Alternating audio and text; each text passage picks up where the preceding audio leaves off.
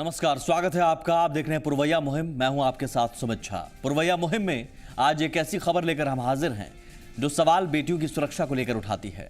दिल्ली के निर्भया कांड के बाद से देश भर में बेटियों की सुरक्षा को लेकर मुहिम चली, आवाज उठी, लेकिन क्या वाकई आज बेटियों की सुरक्षा को लेकर समाज और सिस्टम में बदलाव आया है? बिहार के सासाराम की घटना को देखकर जवाब मिलता है नहीं। सासाराम में दो बहनें अपने भाई के साथ घूमने जाती हैं, लेकिन वहां उनके साथ 15 दरिंदे गैंगरेप कर अपनी हवस का शिकार बनाते हैं। और हैरानी देखिए कि चंद किलोमीटर की दूरी पर ही थाने होने के बावजूद पुलिस सोई रहती है। तो सवाल है कि जिम्मेदार है कौन? जरूर देखिए, लेकिन उससे पहले ये रिपोर्ट देखिए और जरूर आप भी जुड़िए, क्योंकि सवाल बेटियों की सुरक्षा को लेकर है। सासाराम में दो बहनों के साथ गैंगरेप की घटना ने पूरे बिहार को दहला दिया है। दो नाबालिग बहनों के साथ हैवानों ने हैवानियत को अंजाम दिया। पीड़ित बहनों के साथ उनका भाई भी था, लेकिन भाई के हाथ अपनी बहनों की आबरू नहीं बचा सके। भाई को दरिंदों ने चाकू के बल पर बंधक बना लिया था। ये पूरा मामला सामने आने के बाद जिसने सुना वो दंग रह गया। हम आपको पूरा मामला बताते हैं और दिखाते हैं कि क्या है बिहार में बेटियों की स्थिति। सासाराम थाने से मुश्किल से 2 से 3 किलोमीटर की दूरी पर है तारा चंडी मंदिर। पीड़ित बहनें अपने भाई के साथ तारा चंडी मंदिर पूजा करने गई थी। मंदिर के बगल में ही एक पहाड़ है। भाई बहन पूजा करने के बाद उस पहाड़ पर घूमने चले गए। तब उन्हें मालूम नहीं था कि उनके साथ क्या गुजरने वाला है। बताया जा रहा है किसी पहाड़ी पर कुछ लोग इन्हें मिलते हैं। वो पीड़ित लड़कियों के भाई को बंधक बना लेते हैं। मिल रही जानकारी के मुताबिक इसके बाद वो फोन कर अपने बाकी के साथियों को बुला लेते हैं और फिर इसके बाद करीब 15 लोग बारी बारी से लड़कियों के साथ गैंगरेप करते हैं। करीब 500 लोग हमको पकड़ लिए, पकड़ कर लेकर गए चंद शहीद की तरफ उधर पीछे। इसके बाद सिस्टर लोग को पकड़ लिए। इसके बाद हमको बांध दिया, बांध कर छुरा बंदूक धरा हाथ में, मतलब कनपट्टी को बांध दिया था। इसके बाद छुरा गर्दन पर। अब उससे जो बड़ी बहन है उससे पूछ रहा था कि मतलब क्या लगते हैं, इतना तक हम देखे हैं। इसके बाद अंदर ले गया था, सब नहीं देखे हैं। और बड़ी बहन को देखे हैं 15-20 लोग थे। दहला देने वाली ये वारदात थाने से महज कुछ ही दूरी पर होती है, लेकिन पुलिस को यह फासला तय करने में घंटों लग जाते हैं। पीड़ित लड़कियों के भाई की माने तो उसने इस वारदात की जानकारी अपने जान पहचान के स्थानीय लोगों को दी थी। स्थानीय लोगों ने इसकी जानकारी पुलिस प्रशासन को दी, लेकिन पुलिस को हरकत में आने में वक्त लग गया। तब तक किसी तरह से स्थानीय लोगों की मदद से पीड़ित बहनों को अस्पताल ले जाया जाता है, जहां उनकी हालत गंभीर बताई जाती है। अस्पताल पुलिस भी पहुंच जाती है। कुछ निमडीहरा करगहर थाना अंतर्गत निमडीहरा के कुछ लोग ताराचंडी मंदिर गए थे घूमने के लिए। वहाँ से फिर वापस आए, चंद शहीद पर गए दर्शन करने के लिए मजार पर। जब वहाँ से वापस आ रहे थे तो करीब आधे दूर की दूरी पर कुछ असामाजिक तत्वों द्वारा लड़कियों को पकड़ लिया गया तथा सामूहिक बलात्कार करने की बात प्रकाश में आई है। इलाज सदर अस्पताल सासाराम में कराया जा रहा है। स्थानीय पुलिस इस पूरे मामले में कुछ भी बोलने से बचती दिखाई देती है। बड़े बड़े दावे करने वाली इलाके की पुलिस खामोश नजर आती है। मामला तूल पकड़ता जा रहा है। विरोध प्रदर्शन भी शुरू हो जाता है। पुलिस ने 2 आरोपियों को गिरफ्तार करने का दावा भी कर दिया। डीआईजी साहब मौके पर पहुंच जाते हैं। मामले की जांच के लिए एसआईटी का गठन कर दिया जाता है। हम लोगों ने 2 अभियुक्तों को गिरफ्तार कर लिया है। अन्य 3 जो हैं उसकी भी पहचान कर ली गई है और वे आपस में बातचीत के दौरान कुछ लोग नाम जो निक नेम होता है वो लोग बता रहे थे लड़कियों को। उस निक नाम को हम लोगों ने रात में ही, हम और एसपी साहब यही कैंप किए हुए थे, रात में ही हम लोगों को पता चल गया। पता चलने के बाद हम लोगों ने रात में उसके घर पर छापामारी की। वो शाम से ही वो लोग दोनों फरार हैं। उन लोगों की गिरफ्तारी हेतु एसआईटी की गठन किया गया है। 2.5 किलोमीटर का फासला तय करने में पुलिस को 2.5 घंटे लग जाते हैं। एक भाई के साथ कई बहनों की आबरू लूट ली जाती है, लेकिन दावा किया जाता है कि सब कुछ काबू में। पुलिस को इस मामले में तेजी से कार्रवाई करनी चाहिए ताकि दरिंदे सलाखों के पीछे हों। अमरजीत कुमार, जी मीडिया, सासाराम। तो महज 2.5 किलोमीटर की दूरी पर वो चीखती रही और पुलिस सोती रही। जब उन दो बहनों की चीख खत्म हो गई तब उसके बाद पुलिस आती है और कहती है कि हम कार्रवाई करेंगे। सुमन लाल हमारे साथ मौजूद हैं, सामाजिक कार्यकर्ता, और जरूर आप भी जुड़िए इस प्रोग्राम में। सवाल बेटियों की सुरक्षा को लेकर है। सुमन लाल जी, क्या निर्भया कांड के बाद आज भी अगर हम इस तस्वीर को देखते हैं तो क्या आपको लगता है कि बदलाव आया है? देखिए, बदलाव हम लोगों को भी दिख नहीं रहा है। लड़कियां खुद में थोड़ा आगे बढ़ने लगी हैं, थोड़ी सी व्यवस्था में और जो पूरे वातावरण में जो ऑटोमेटिक एक परिवर्तन होता है, कोई प्रयास से परिवर्तन नहीं हो रहा है, जो क्योंकि दिन और रात रुकते तो नहीं हैं, वो तो घड़ी अपने आप चलती रहती है और उसमें कोई ना कोई परिणाम आता रहता है। तो अगर एक नेचुरल प्रोसेस में जो चीज़ें आगे बढ़ रही हैं वो बढ़ती हुई दिख रही हैं।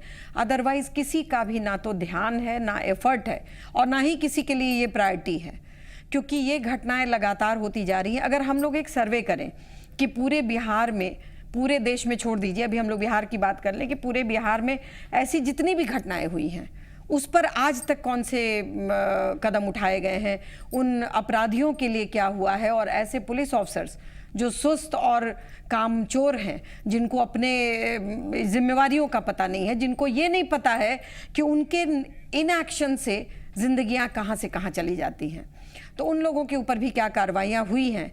मैं समझती हूँ कि एक बहुत अहम मुद्दा होगा कि अगर शायद पहले जो हम व्यवस्था पर आते हैं, पहले उसी सवाल पर आएंगे, क्या पुलिस बदल पाई है? मैं आता हूं उस सवाल पर, लेकिन उससे पहले मुंगेर से विनोद है हमारे साथ, एक दर्शक। जी विनोद जी। हाँ सर। रखिए सर, अपनी बात रखिए।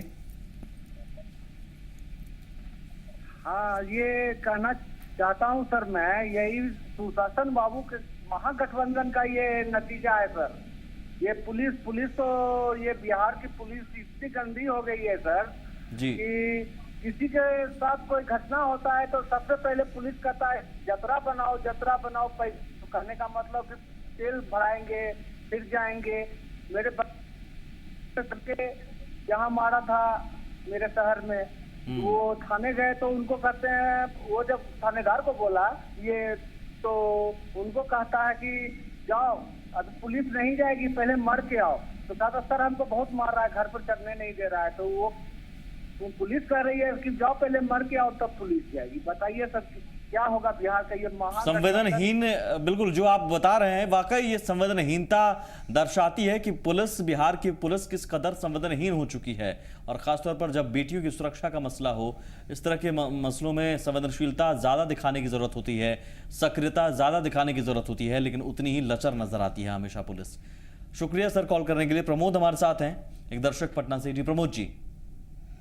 हाँ, ये देखिए, आपके चैनल के माध्यम से मैं देख रहा हूँ जी, ये आपका पुलिस का तो गलती है ही जी, लेकिन क्या गारंटी है कि इनकी गिरफ्तारी के बाद इनको सजा मिल ही जाएगी? बिल्कुल। ये इसलिए कि एक वकील का ही दूसरा ग्रुप जो है इनको बचाने का प्रयास करेगा। हाँ। हमारे नेता लोग फांसी का सजा इस पर जब होता है, फांसी के सजा देने की बात होती है तो वो ये लोग विरोध करते हैं।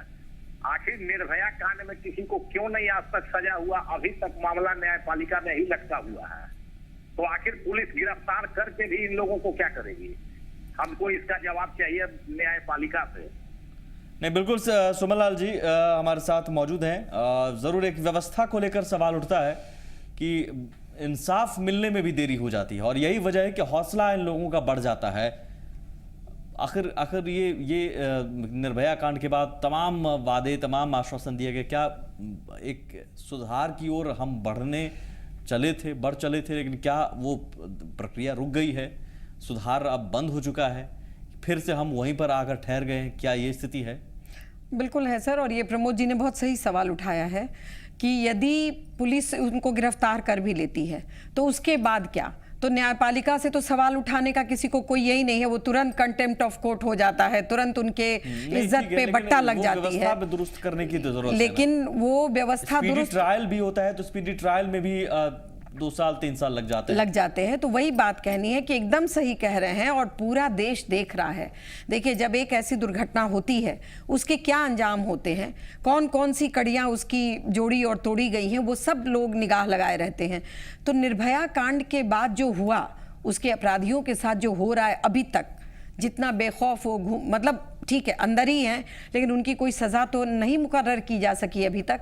तो जो पूरा देश जिसको जाना, जिसकी निर्दयता का दूसरा प्रमाण ईश्वर न करे कि कोई दूसरी घटना वैसी हो, तब तो देश सो ही रहा है। और हम पुलिस को क्या कहते हैं, हमारे राजनेता सो रहे हैं, हमारी जुडिशरी सो रही है, लड़कियों की इज्जत सरेआम लूटी जा रही है, लड़कियों को बेआबरू किया जा रहा है, लड़कियों को अमानवीय व्यवहार करके उनको मानव की श्रेणी से हटाया जा रहा है। शायद लंबे अरसे तक जो आंदोलन की शक्ल हमने देखी थी निर्भया कांड के दौरान, वो वैसा आंदोलन मेरे ख्याल से लंबे अरसे तक चलने चाहिए, तब जाकर शायद हमारे राजनेताओं को कुछ होश आएगा। क्योंकि चंद दिनों तक वो देखते हैं, आवाज़ सुनते हैं, उसके बाद आते हैं सामने और चंद वादे करके निकल जाते हैं।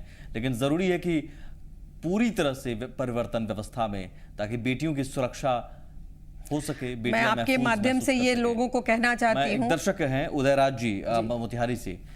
जी उदयराज जी। हेलो जी सर, कहिए। सर, सबसे पहले मैं ये कहना चाहता हूँ कि सासाराम के एसपी को वहाँ से निलंबन किया जाए और थाना अध्यक्ष को निलंबन किया जाए।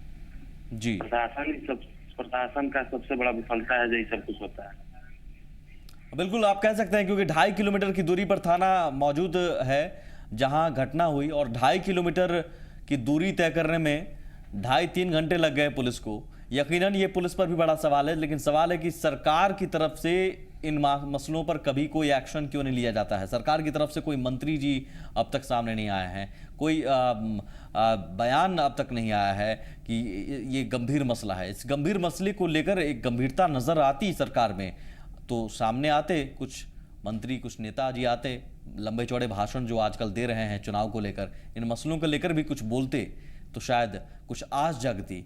लेकिन नहीं, इन मसलों को लेकर बोलने वाले शायद अभी नेता हैं नहीं, या फिर उनके पास फुर्सत नहीं है चुनाव को लेकर। एक और दर्शक दरभंगा से हमारे साथ मौजूद हैं, एसके मंडल साहब। जी सर, कहिए।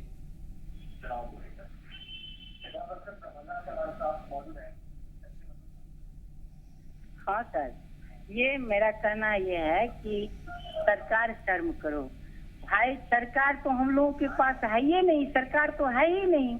ये तो हमेशा अपने पीछे आगे, हमेशा सभी पुलिस फोर्स जो भी जानकारियां रहते हैं अपने पास ही रखते हैं। हम लोगों को तो शर्म हो रहा है कि बिहार में जश्न लिए, 90 में आए तो लालू प्रसाद खा गए, इसके बाद 5 साल इनका रहा तो कुछ अच्छा चला एनडीए के साथ। अब तो इनका तो बुद्धि भ्रष्ट हो गया। रिजल्ट आने के बाद ये कहता पब्लिक नहीं है, इनके पास लोग कहाँ है, पुलिस तो इनके आगे पीछे रहती है, तो ये जनता की क्या सेवा करेंगे। बहुत बढ़िया सवाल आपने किया है एसके मंडल साहब। जरूर, जनता की सेवा कैसे करेगी पुलिस, क्योंकि पुलिसकर्मी तो नेताजी की सुरक्षा में हमेशा लगी रहती है, और ये आंकड़ा सब जानते हैं कि जनता की सुरक्षा में पुलिस की संख्या जो लगी है वो कितनी कम है। इस ओर सरकार का कभी ध्यान नहीं जाता है। हाँ, बढ़ चला बिहार जरूर नारा देने के लिए कहिएगा तो जरूर दावा ठोक देंगे कि देखिए साहब नहीं, वही नहीं कर दिया है। सुरक्षा, महिलाओं की सुरक्षा। और फिर एक बार नीतीश कुमार, किस लिए नीतीश कुमार? नीतीश कुमार ने बिहार की महिलाओं से वोट लेकर के अपनी जो स्थिति यहाँ बनाई, और जिस तरीके से वो आए जीत करके, क्या उन्होंने महिलाओं की सुरक्षा को प्राथमिकता दी? उन्होंने नहीं दिया। तो मैं तो आप जी पुरवैया के बिल्कुल एक भी बयान नहीं आया है, छोटे मोटे नेताओं का भी नहीं आया, बड़े नेताओं को तो खैर खबर भी नहीं हुई होगी, क्योंकि ये बात ही कहाँ उनके महत्व की है, इससे कहाँ वोट मिलने वाला है। तो उनकी तो अभी राजनीति चल रही है कि वोट कैसे कैसे काटा जाए, कैसे बटोरा जाए। तो उसमें महिलाओं की सुरक्षा और उनकी इज्जत आबरू का सवाल एग्जिस्ट ही कहाँ करता है। तो मेरा कहना है कि मैं जी पुरवैया के इस मुहिम को सलाम करते हुए ये बात सारी महिलाओं को कहना चाहती हूँ कि इस दफा ये बात करार करवाओ सबसे पहले कि यदि नीतीश कुमार ये रिकॉल का सिस्टम हम लोग लागू कर देंगे, जाके पूरे एक आने मार्ग में हम लोग धरना और प्रदर्शन कर देंगे, यदि महिलाओं की सुरक्षा का उन्होंने, अब वो कह रहे हैं ना कि महिलाओं की सुरक्षा, अब की बार भी नीतीश कुमार किस बात के लिए? भाई हम लोग क्यों आपको बुलाएं? आपको बड़ी मिन्नत आरजू से, बड़ी हम लोगों ने मेहनत करके महिलाओं ने उनको यहाँ ला करके रखा था कि बिहार एक सुरक्षित प्रदेश होगा जहाँ नीतीश कुमार जैसे नेता हैं, जहां वो एक पढ़े लिखे इंसान जो बहुत ही बुद्धिमत्ता के साथ हमारी इस अपने और मतलब कम से कम महिलाओं बेटी का एक बहनों भरोसा था, बिल्कुल, क्योंकि महिलाओं ने दहलीज पार कर, जब 2005 या 2010 की अगर बात करें तो महिलाओं ने दहलीज पार कर और भारी संख्या में नीतीश कुमार को देखकर वोट दिया। 2005 में तो उनका मुंह देख करके ही वोट दिया और 2010 में एक बार उनके ऊपर भरोसा किया, अब भरोसा नहीं। अब हो सकता है शायद इन घटनाओं को देखकर अब लग सकता है महिलाओं को, क्योंकि अगर बेटियां सुरक्षित नहीं है आपके राज्य में तो सूबे के मुख्यमंत्री की भी जिम्मेदारी बनती है कि वो सामने आए, बयान दे कि आपकी पुलिस करती क्या है। अगर ऐसा माहौल रहा तो क्या आप दावा कर सकते हैं कि आपके राज्य में सूबे की महिलाएं, सूबे की बेटियां सुरक्षित हैं? आप साइकिल दे देते हैं, लेकिन साइकिल पर चलकर सिर्फ बेटियां स्कूल चले जाएंगी, लेकिन रास्ते में क्या होगा उनके साथ? क्या इसे लेकर आपने माहौल बना दिया है? घर लौट के सुरक्षित आएंगी कि नहीं पता नहीं। बिल्कुल नहीं, इस तस्वीर को देखकर लग सकता है। हमारे साथ दो कॉलर हैं इस वक्त, एक कॉलर औरंगाबाद से हैं और एक कॉलर बिहिया से हैं। औरंगाबाद से हमारे साथ विजेंद्र हैं। जी विजेंद्र जी। Hello sir. जी सर कहिए। सर ये जो आप राजनेताओं के नाम लेते हैं जी, ये राजनेताओं को तो सर आप और मौका दे रहे वोट बैंक के लिए, तो अपना वोट बैंक बनाते हैं सर। अब ये राजनेता उनके घर जाएंगे, उनके गांव में जाएंगे और अपने पार्टियों के ये करेंगे, ये तो वोट बैंक बनाएंगे अपना ये। नहीं सर, वोट बैंक बनाने का हम आप ही मौका देते हैं, जनता आप ही हैं और जनता जनार्दन है चुनाव के मौके पर, तो जरूर ये लोकतंत्र की खूबसूरती है। जो हम ये नीतीश कुमार का नाम लेते या इनके घर, ये क्या करेंगे? ये कुछ नहीं करेंगे, ये तो और चाहेंगे कि हम उनके घर जाकर वोट बैंक तो बनाए। वो कुछ भी करें, लेकिन हमारे वोट से ही वो बने। सवाल तो हम किससे करेंगे? हमारा अधिकार है। सवाल तो फिर दिक्कत यही है ना कि सूबे के मुखिया नीतीश कुमार जी हैं, हम उनसे ही उम्मीद लगाएंगे, हम उनसे ही आस करेंगे और उन पर ही भरोसा करेंगे या फिर उनसे ही सवाल करेंगे। वोट देना और नहीं देना जनता को अपनी बुद्धि है ना। मुख्यमंत्री हैं और अगर सासाराम में जो घटना हुई है, दो बहनें घूमने गई थी, अपने एक भाई के साथ घूमने गई थी, लेकिन चंद लड़कों ने, चंद उन दरिंदों ने उनके भाई को चाकू की नोक पर, बंदूक की नोक पर बंधक बनाया और फिर उन बहनों के साथ गैंगरेप किया। 2.5 किलोमीटर की दूरी पर पुलिस कुछ नहीं कर पाई। एक काजल हमारे साथ दर्शक हैं। जी काजल जी। हाँ हेलो जी कहिए। हाँ सर, हम बिहिया से काजल बोल रहे हैं। जी कहिए मैम। देखिए सर, हम मेरे पति जो है ना, मेरे शादी किए हैं, 3 महीने से हमको छोड़कर भाग गए हैं, लेकिन पुलिस थाना में केस उस हुआ है, कोई कार्रवाई नहीं हो रहा है। मेरे सास ससुर भी इतना गंदा गंदा गाली दे रहे हैं, हमको घर से भी निकलवा दिए, खाना पानी सब कुछ बंद करवा दिए हम लोग। इनको बोलिए वहाँ के हेल्पलाइन में जाएं अगर है तो। वहाँ का हेल्पलाइन क्या नंबर है? वो तो नंबर नहीं है, इनको मेरा नंबर दे दीजिए और बोलिए कि हमसे ले लेंगी वो। अच्छा ठीक है, मैं ये भी एक जरूरी है भाई, पुलिस कार्रवाई नहीं कर रही है, यहाँ भी वही बात है। ये भी एक बानगी है कि महिलाओं को लेकर, महिलाओं के मामले में नीतीश बाबू की पुलिस का रवैया क्या होता है। काजल जी, हमारी टीम आपसे, आपने जिस नंबर से कॉल किया है वो उस नंबर पर आपसे कांटेक्ट कर, हमारे रिपोर्टर भी जाएंगे आपके पास और हम चाहेंगे कि सुमन लाल जी से आप सीधे बात कर लें, उनका नंबर भी मुहैया करा दिया जाएगा आपको ताकि आप उन तक पहुंच सके। यही हाल है महिलाओं को लेकर। दावा तो बड़े बड़े पोस्टर तो हैं कि महिलाओं की सुरक्षा, महिलाओं को अधिकार, और एक बार फिर नीतीश कुमार। ठीक है, ये प्रचार का एक तरीका हो सकता है, लेकिन क्या वाकई स्थिति है, वाकई ये हाल है? सुमन जी। नहीं, महिलाओं को तो इस बार जग जाना चाहिए और इस बार इस बात की चिंता जरूर करनी चाहिए और ये बिल्कुल महिलाओं को सड़क पे निकल के ये बात पूछना चाहिए कि भाई कौन सा नेता है जो हामी भरता है और ये कहता है कि जी मैं तो सुरक्षा के लिए प्रतिबद्ध हूँ, मैं आपकी सुरक्षा जरूर सुनिश्चित करूंगा, आपके दिक्कतों पे पुलिस तुरंत कार्रवाई करेगी, ये मैं सुनिश्चित करूंगा। और मैं कहना चाहती हूँ, बहुत अच्छा मौका है मेरे लिए कि ये सारी महिलाएं इस बात के लिए खड़ी हो जाएं एकजुट होकर के, क्योंकि हमारी जब बेटियां और महिलाएं सुरक्षित नहीं है तो कौन सा घर सुरक्षित है? तब तो सारा घर ही बेसुरक्षित है ना, मतलब असुरक्षा में है, क्योंकि कोई घर ऐसा तो है नहीं जहां बेटी नहीं हो, महिला नहीं हो। तो हर पुरुष भी असुरक्षित है ना इस मामले में। वो अपने काम पे जाता, आज का माहौल क्या हो गया है सुमित जी, आज वो आदमी अपने दफ्तर जाता है और चिंता लगी रहती है मेरी बेटी स्कूल से आई कि नहीं, बस से घर आ गई कि नहीं, 10 फोन करता है वहां पे, व्हाट्सएप पे तुरंत मैसेज करना मैं घर पहुंच गई हूं, मैं ट्यूशन चली गई हूं, मैं ट्यूशन से घर आ गई हूं, माँ घर आ गई कि नहीं आ गई, तुम आ गई कि नहीं आ गई। ये किस तरीके का संसार बना रहे हैं हम लोग, किस तरीके के समाज में हम लोग रह रहे हैं, जहां पर कि आपसी सामंजस्य तो खैर छोड़ ही दीजिए, ना पुलिस पे भरोसा है, ना नेताओं पे है, ना ही इस पूरे वातावरण पे है। लेकिन सवाल हम वाइंड अप करने वाले हैं, लेकिन सिस्टम और सरकार पर तो हम सवाल उठा देते हैं, लेकिन क्या इस पूरे रोल में समाज भी कहीं है, और समाज अगर है तो क्या समाज अपना रोल ईमानदारी से निभा रहा है बेटियों की सुरक्षा को लेकर?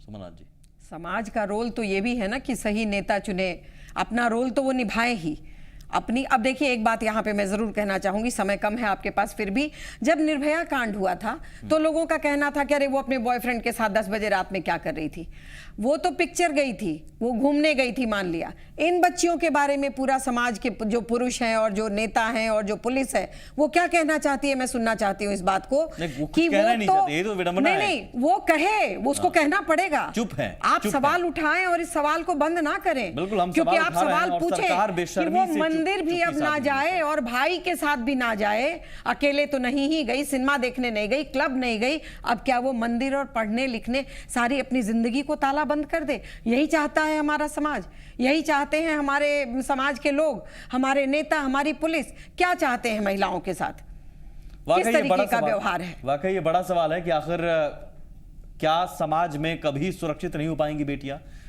अपने भाई के साथ भी वो घूमने नहीं जा सकती हैं क्या? मंदिर भी घूमने नहीं जा सकती हैं क्या? और क्या ऐसा समाज हम अपनी बेटियों को दे रहे हैं, और इसके लिए जिम्मेदार है कौन? सिस्टम, सरकार, सब कुछ। अगर सिस्टम की बात करते हैं तो सरकार है, पुलिस है, समाज भी है।